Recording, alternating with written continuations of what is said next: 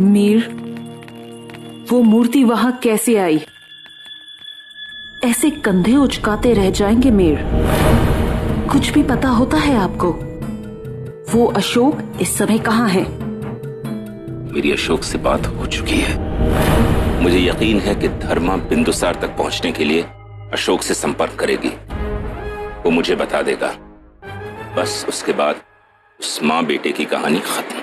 इस बार कोई चूक नहीं होनी चाहिए आपसे, क्योंकि ये सबके लिए अंतिम अवसर है।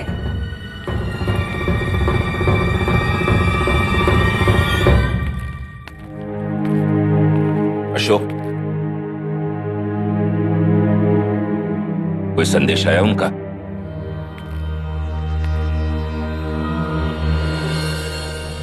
किंतु मुझे अनुमान है कि समारोह हेतु जब सभी लोग भवन में प्रवेश करेंगे तो उन्हीं के साथ वो भी प्रवेश करने का प्रयत्न करेंगे। मैं मुख्य द्वार पर रानी धर्मा और उनके पुत्र को देखने के लिए तत्पर रहूंगा। आप दूर से मुझ पर दृष्टि बनाए रखिए। एक बार वो मां बेटे मेरे हाथ लग गए तो क्या? तो मैं उन्हें बिंदुसार के पास ले जाऊंगा। राजद्रोही हैं वो दोनों, उन्हें दंड तो मिलना ही चाहिए।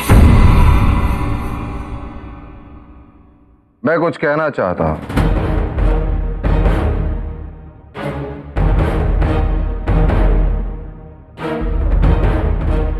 सर्वप्रथम मैं आप सबका आभारी हूं। आज का यह दिन मेरे लिए अविस्मरणीय रहेगा। प्रातः से दोपहर कब हो गई पता ही नहीं चला। अब मेरी बारी है एक घोषणा करनी, आप सबको अचंभित करने की।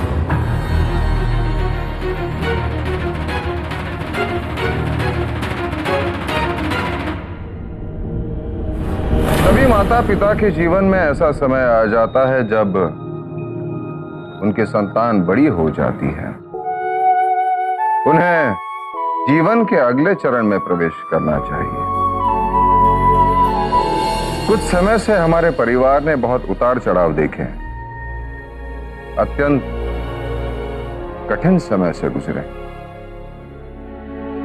किंतु आज मैं ऐसी आशा और विश्वास के साथ ये घोषणा करना चाहता हूं जिसके पश्चात परिस्थितियां बदल जाएंगी। हमारे मौर्य वंश में एक नया सदस्य जुड़ने वाला है। एक बहू के रूप में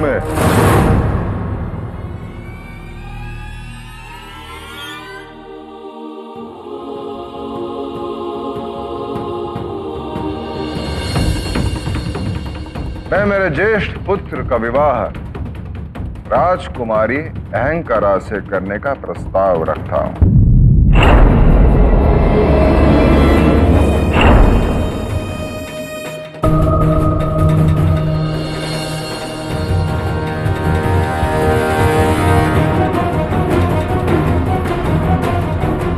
रानी निहारिका, ये आशा है कि आप उसके लिए सहमति देंगे।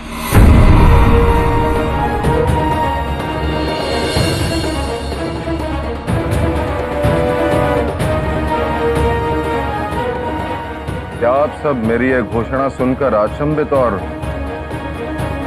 प्रसन्न नहीं हुए? नहीं पुत्र, इसकी कल्पना भी नहीं की थी किसी ने, किंतु अचानक। मैंने बहुत समय लिया सोचने में, क्योंकि यह निर्णय मेरे पुत्र और मगध के भविष्य से संबंधित था।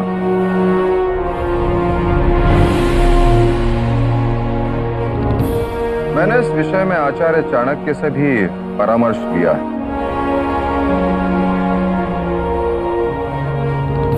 उनकी भी स्वीकृति है। किंतु आचार्य है कहाँ? आज इस अवसर पर भी वो दिखाई नहीं दे रहे। वो एक अति आवश्यक कार्य से पाटलिपुत्र से बाहर गए हैं। मुझे आशा है कल तक वो लौट जाएंगे।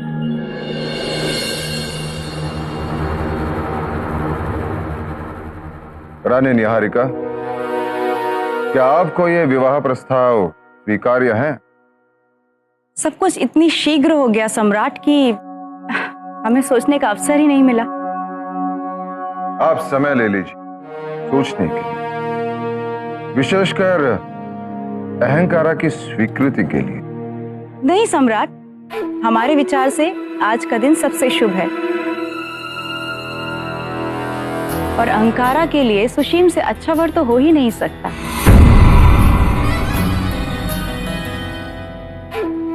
प्रस्ताव के लिए धन्यवाद। अभिनंदन अभिनंदन। बधाई हो सम्राट। अभिनंदन महारानी चारुमित्रा। बधाई हो सुशीम। महारानी चारुमित्रा, आपको बधाई। बधाई।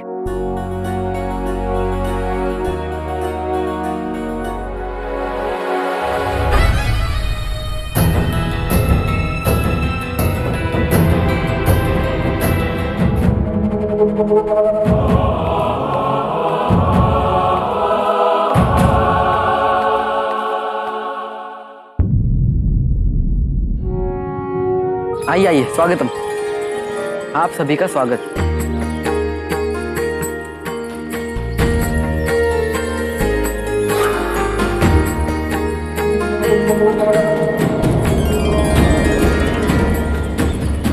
सेनापति, आपके आदेश के अनुसार महल के सारे प्रवेश द्वार बंद करा दिए हैं। अगर अब कोई अंदर आना चाहे तो केवल इस द्वार से अंदर आ सकता है।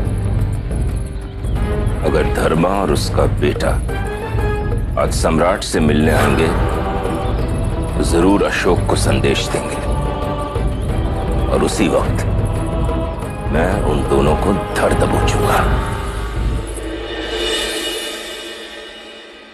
आरंभ करें।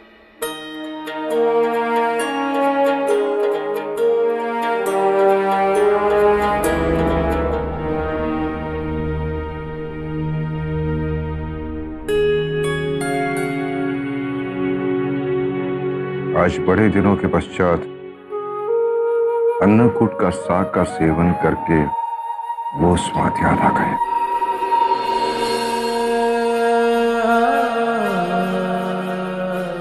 कम से कम इस वर्ष तो मैं आपके जन्मदिन पर आपको देख पाई, कुछ कर पाई आपके लिए।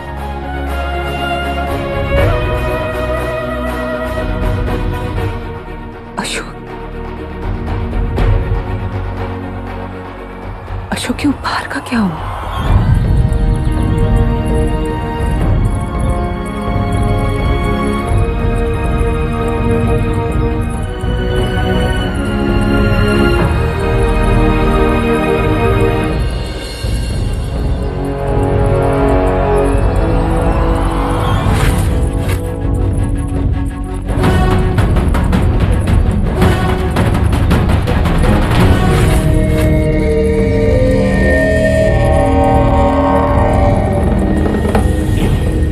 क्या है? मैं और मेरा बेटा सम्राट से तीसरे पहर भेंट करेंगे ताकि आज सबको ज्ञात हो जाए कि 14 वर्ष पूर्व क्या घटित हुआ था। वो दोनों कहां गए? कौन दोनों? ये दोनों। मुझे क्या पता? तो फिर ये संदेश कैसे आया? कहता रहा हूं मुझे नहीं पता, सोचने दीजिए मुझे। ये संदेश तुम्हारे अंगोछे में से गिरा है। मेरी दृष्टि तुम्ही पर थी, मेरे पास कोई नहीं आया कि मेरा ध्यान बटाओ। जरूर तुमने ये संदेश अपने अंगोछे में रखा होगा। अब तो मुझे स्पष्ट हो गया है कि आपको मुझ पर विश्वास नहीं है और अब मेरे पास कोई विकल्प भी नहीं। मुझे सम्राट के पास जाने दीजिए इसे दिखाने। वो मुझ पर अवश्य विश्वास करेंगे। मेरा वो मतलब नहीं था। मैं तो सिर्फ ये कहना चाहता हूं कि एक अकेले तुम ही हो जिसने धर्मा के बेटे को देखा है। फिर ये कैसे मुमकिन है कि वो यहाँ आया और तुम उसे पहचान नहीं पाए? ठीक है, माना कि मैं नहीं पहचान पाया, किंतु आप तो मुझ पर दृष्टि रख रहे थे ना, तो फिर आप क्यों नहीं देख पाए कि ये संदेश कौन रख गया? रानी धर्मा और उनका पुत्र दोनों बहुत चतुर हैं। रानी धर्मा इतने दिन इस भवन में दासी बनकर रही, तब तो आप उन्हें पहचान नहीं पाए, तब फिर मैं कहां से पहचान पाता? जब वो मगध के सेनापति को मूर्ख बना सकती हैं, तो मैं तो बच्चा ही हूं ना। अब हमारे पास एकमात्र विकल्प ये है कि हम तीसरे पहर तक की प्रतीक्षा करें और उसके लिए समय है, इसलिए आप धैर्य से काम लीजिए।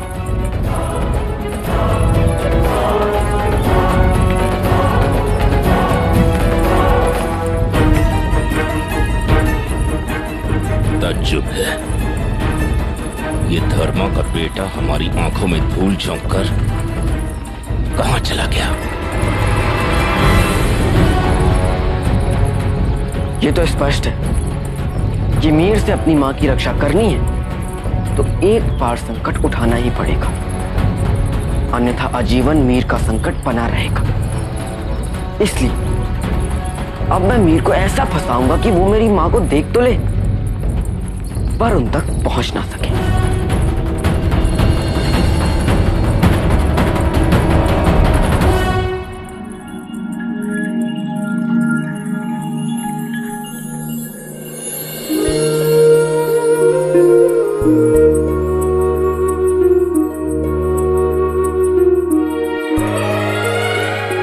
अन्नकूट का शाक आज भी आप उतने ही प्रेम से खाते हैं। सम्राट को आपका उपहार पसंद आया।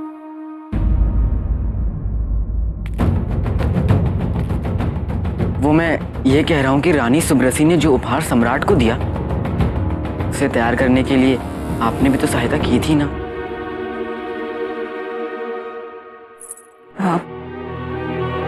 आपके उपहार का क्या हुआ? सुबह से उसी को पूर्ण करने में जुटा हुआ हूं मां। बस एक अंतिम पड़ाव बचा है। मुझे प्रसन्नता हुई ये सुनकर। आपने असफलता के भय को त्याग कर अपने उपहार को पूर्ण करने का निर्णय लिया, और मैं ये कभी नहीं चाहूंगी कि आप प्रयत्न किए बगैर हार माने। जब आपने निर्णय लिया है तो असफलता का मनन छोड़ दीजिए। जब लक्ष्य सामने हो तो वीर कभी भी पीछे मुड़कर नहीं देखता। अपना विश्वास ऐसे ही बनाए रखें, आपका कार्य पूर्ण होगा और मुझे पूर्ण विश्वास है आपका उपहार देख के सम्राट प्रसन्न और अचंभित होंगे। आप इतनी अशक्त कैसे कि मैं ये कार्य पूर्ण करने के लिए सक्षम हूँ, और ये मैं पूर्ण कर भी लूंगा। मैं आपसे अधिक आपको जानती हूँ। आपकी उंगली थामकर मैंने आपको चलना सिखाया है, और मुझे पता है अगर मेरा पुत्र एक कदम आगे जा रहा है तो अपने लक्ष्य तक अवश्य पहुंचेगा। आशीर्वाद दीजिए मां। ईश्वर आपको शक्ति, सामर्थ्य और विवेक दे। आपका हर कार्य सिद्ध हो। आपने भोजन किया या उपहार की तैयारी में भूल गए? समारोह संपन्न होने के पश्चात छत वाले कक्ष में आ जाइएगा। छत वाले कक्ष पर? हाँ माँ, आज हम एक साथ भोजन करेंगे, परिवार की भांति, बहुत दिनों के बाद, बिना किसी भय के।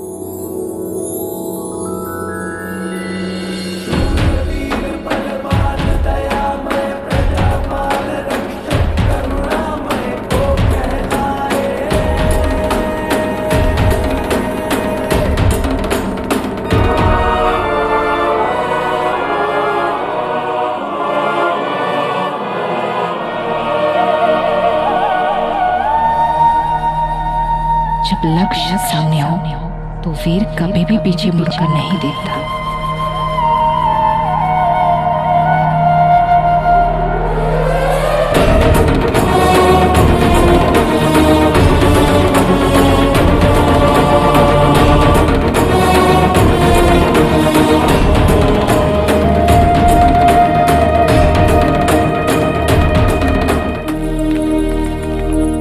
समारोह भवन में सब हमारी उत्सुकता से प्रतीक्षा कर रहे होंगे।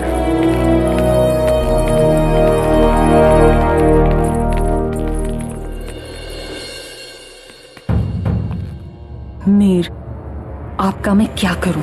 अशोक की कूची में संदेश किसने रखा? आप ये तक नहीं देख पाए।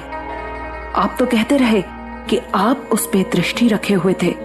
अब इसका अर्थ ये है कि आपकी आंखें कार्य ठीक से नहीं कर रही हैं, या फिर अशोक आपको मूर्ख बना रहा है। बार बार एक ही बात को क्यों दोहरा रही है राजमाता? अशोक एक बच्चा है। वो जानता है कि मैं कौन हूं, वो जानता है कि मैं क्या कर सकता हूं, वो जानता है कि मेरी निगाह हमेशा उस पर है। आपको लगता है उसमें इतनी हिम्मत है कि वो मुझे बेवकूफ बनाए? आपको अपने नजरिए को बदलना होगा। आपको तो ये भी लग रहा था कि अशोक ये सब चाणक्य के कहने पर कर रहा है, लेकिन मुझे अच्छी तरह से पता है कि चाणक्य इस समय पाटलिपुत्र में है ही नहीं। अशोक को उसका कोई संपर्क नहीं है। अशोक जो कर रहा है अकेले कर रहा है। ठीक है, हम अशोक पर भरोसा करके देख लेते हैं, किंतु इसका अर्थ ये नहीं है कि धर्मा और उसके पुत्र पर भी विश्वास कर लेंगे। यदि उन्होंने संदेश में लिखा है कि वो तीसरे पहर बिंदुसार से मिलेंगे, तो इसका अर्थ ये नहीं है कि वो तीसरे पहर बिंदुसार से मिलने आएंगे। संभव है कि वो उससे पहले बिंदुसार से मिलने का प्रयास करें। मैं भी यही सोच रहा हूं। आप परेशान ना हो। अगर इस बार अशोक से किसी ने भी संपर्क किया, वो मेरी निगाह से बच नहीं पाएगा।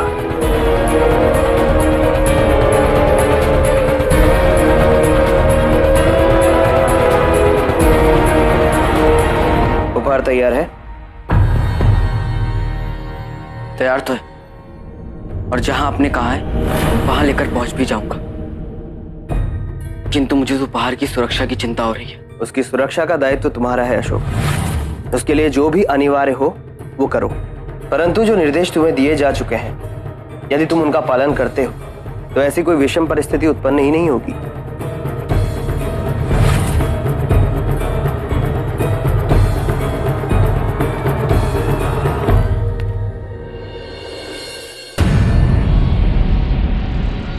तुम राधागुप्त से क्या बात कर रहे थे? आप तो ऐसे भयभीत हो रहे हैं जैसे राष्ट्रद्रोही रानी धर्मा और उनका पुत्र नहीं, आप हैं। इसे धूर्तता मत करो अशोक। मुझ पर फिर से संदेह करने का परिणाम भी स्मरण है। मैं तुम पे संदेह नहीं कर रहा हूं, पूछ रहा हूं तुमसे। तुम्हें अब मेरे पूछने पर भी परेशानी है? तुम जानते हो इसमें हम दोनों साथ साथ हैं। थोड़ी स्पष्टता तो होनी चाहिए ना। मैं आचार्य राधागुप्त को अपने रहस्य बता रहा था। क्या? देखा, यही मैं कह रहा हूं आपसे कि आपको मुझ पर पूरी तरह से विश्वास है ही नहीं। और ये जो स्पष्टता वाली बात है ना, ये वही संभव है जहां पे विश्वास। वैसे आप व्यर्थ में चिंता कर रहे हैं। आचार्य चाणक्य बाहर गए हुए हैं। उन्होंने सम्राट के जन्मदिन पर एक उपहार देने का दायित्व मुझे सौंपा। उसी के संदर्भ में आचार्य राधागुप्त मुझसे पूछ रहे थे।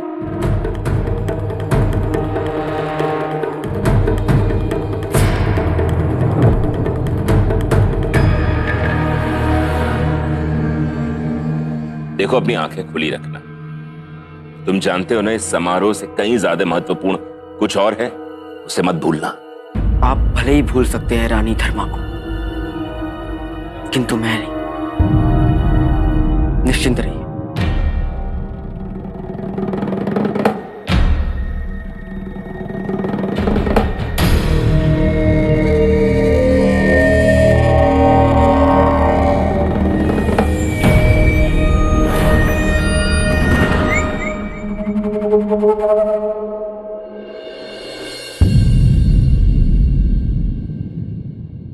सम्राट बिंदुसार की जय! सम्राट बिंदुसार की जय! सम्राट बिंदुसार की जय! सम्राट बिंदुसार की जय! सम्राट बिंदुसार की जय! सम्राट बिंदुसार की जय!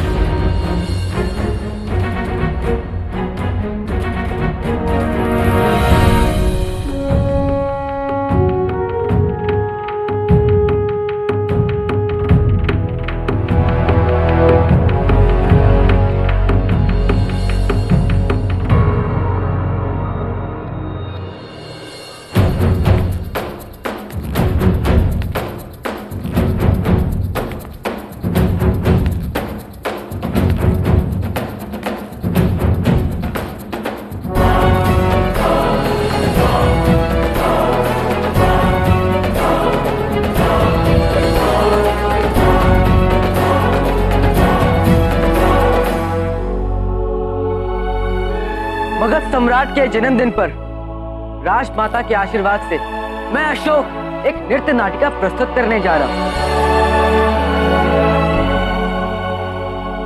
मुझे आशा है कि यहाँ समारोह कक्ष में उपस्थित सभी लोग इस दिव्य कथा को अपने अपने जीवन से जोड़कर देख सकेंगे, उसमें अपने जीवन के किसी न किसी रूप में प्रतिबंधित होते हुए देख सकेंगे। यदि ऐसा हुआ तो मैं समझूंगा कि मेरी यह प्रस्तुति सफल है।